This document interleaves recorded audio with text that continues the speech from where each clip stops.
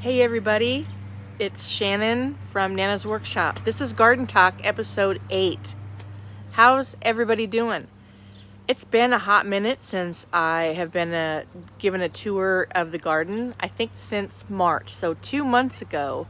It's going to be amazing what just that little bit of time has done. So let's just go take a tour and see what's going on.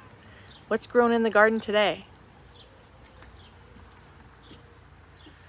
So this bittersweet vine has just went bananas.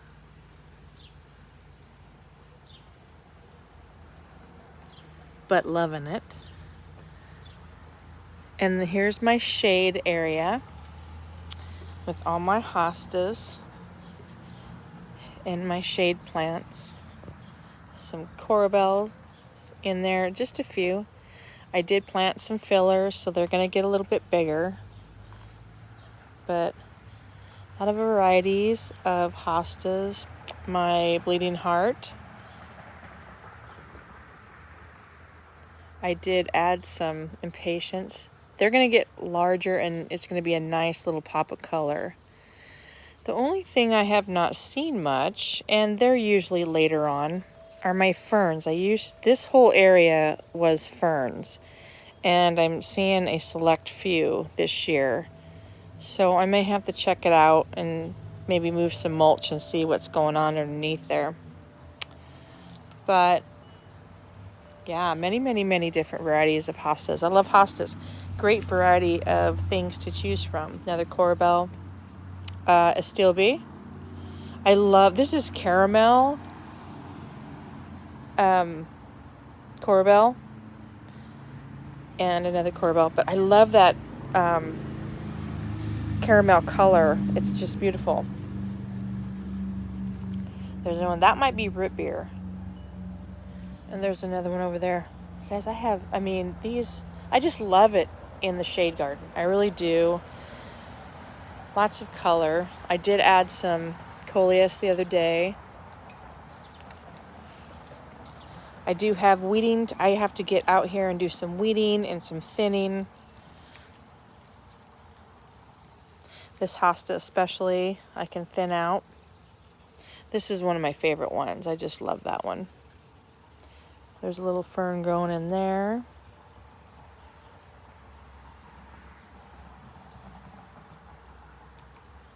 That one over there is called Drinking Cup. It's a very pretty color. I love the blues, blue-green, blue-gray.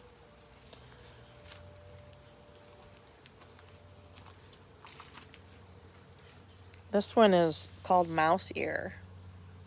I love that. It's really cute. There's my lamb's ear. It's very soft to the touch. Here's my wisteria.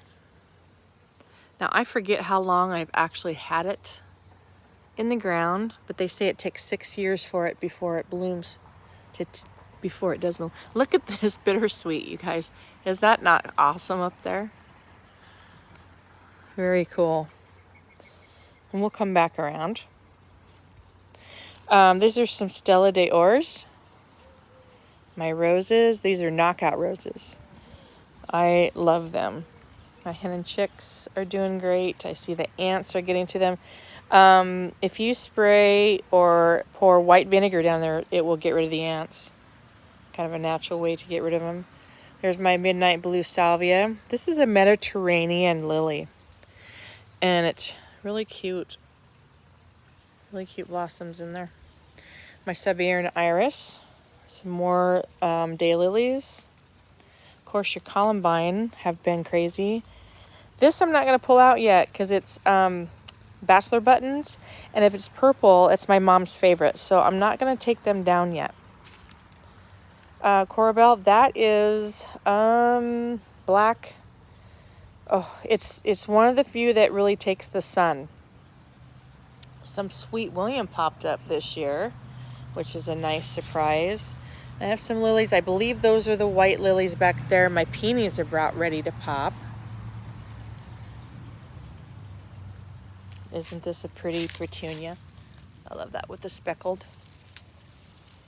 Now this barberry will turn red or rust red in the fall. So another daylily, but I will have to, here's my witch hazel shrub, boxwood. This is meadow rue. I love it. Another rose. Here is some, is that asters? Look at here. Look at there. There is my cannas. My cannas are starting to come up. Here is a double iris. I'm very surprised that it does well back here. Another daylily. I think that is a peach color. My that grass right there is Carl Forrester. I'll have to get back to you on this shrub, but it turns a pretty orange in the fall. Look at this iris. Is that not gorgeous? It's beautiful. Of course, the black-eyed Susans. Now these are naked ladies. They'll go away and then they'll shoot up a flower later on. This shrub is called Pancake. This tree, I've always tried Japanese maples back here, and I cannot, for my zone, for some reason, I cannot grow them here. 3 hours away, it can. So, this one is a cross between a Korean maple and a Japanese maple. So, I'm hoping that this is going to be more hardy for this zone. It has to be because I love the variegated leaves that's going on, because I planted it last fall and it did come back. So that is a great sign. Here's some more lilies. There is my waterfall. Lilies, I think these lilies are red and yellow, I believe.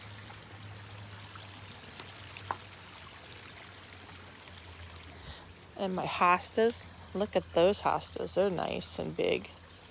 Very pretty. There are some things that I need to get after. These are dying back. That's the naked ladies. They're going to eventually be gone.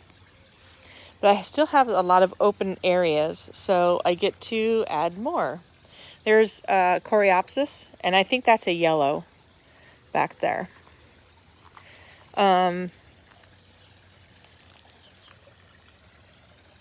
And I have an elephant ear planted somewhere here. I hope it comes up. Daylily.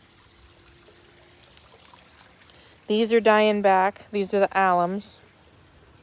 So this is dying back. So this is going to be another open area. Daylily sedums. Autumn Joy sedum tucked right in there. There's some Japanese iris.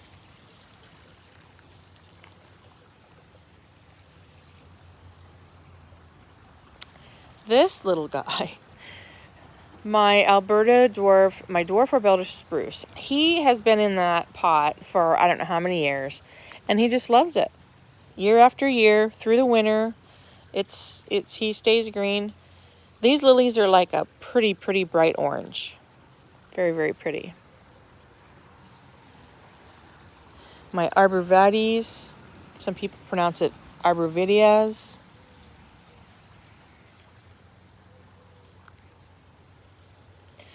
There's a caramel corabelle tucked back there. This daylily, I think, is a red one. Yes, I have a lot of cleaning up to do and kind of just cutting back. There's a, I want to call it Sunshine or Sun something hosta. It's really pretty. And I'm going to be adding some impatiens under here as well, because this does get shaded, because once this sumac is tiger eye sumac, those fronds, is that what you call them, branches, they come clear out. They're almost 2 foot long. So this is all going to be shaded. This, I believe, is a chocolate sedum. Some Marguerite daisies. My solar lilies that I got from my son and his family. This is my daylily area. So there's 1, 2, 3, 4, 5, 6, at least 6 daylilies in here of various colors. Variegated iris. That's an ornamental pepper. And I did find a banana plant, so I'm excited to see that get nice and big and bushy. And of course I will be taking pictures. Lupins. My lupins, or lupines as some people say, are coming back. Some Shasta daisies. This is, oh, can't think of it. I'll come back to it. Daylilies here. Some garden phlox there. Corbel on this ground cover. I think it's just really pretty. It's such a very nice, bright color. Hosta. Iris. And my cannas are planted all along here, so they will grow up high. These lilies, I believe, are the red and yellow lilies again. And like I said, my passion flower vines are doing okay.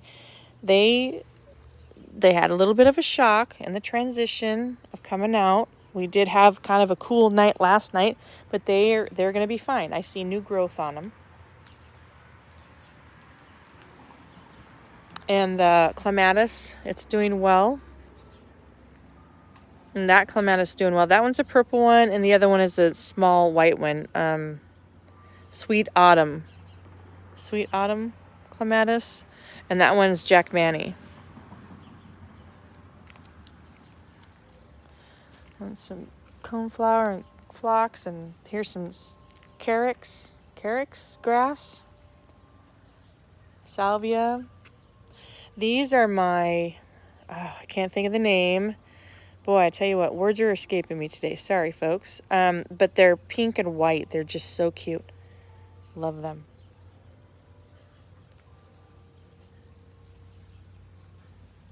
And let's hop over here before we go back. That's the 9-bark doing really well. Sedum, that is the blue grass there. I can't think of the name. Oh my gosh, I'm so sorry, guys. Carl Forrester, hibiscus, a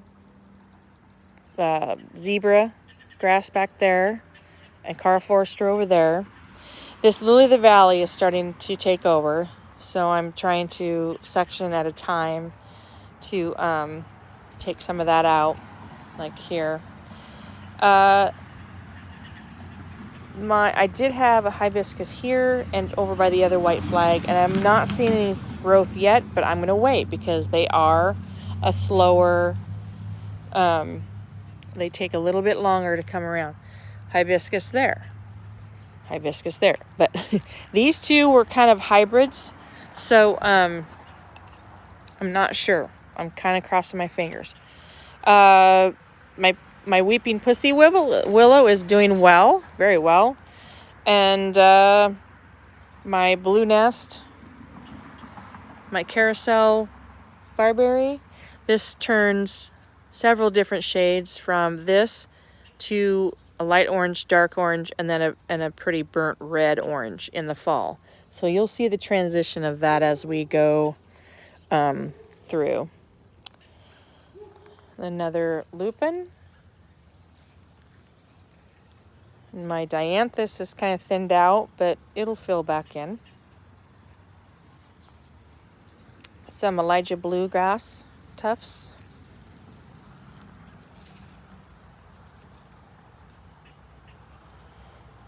And we're back. I forgot to tell you that 9-bark back there was kind of struggling last year, so it looks like it might come back okay this year. It's got blooms on it. It's called wine 9-bark.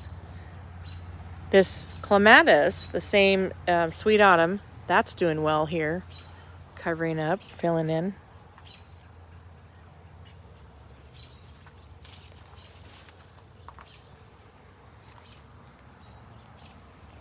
But there you have it, guys.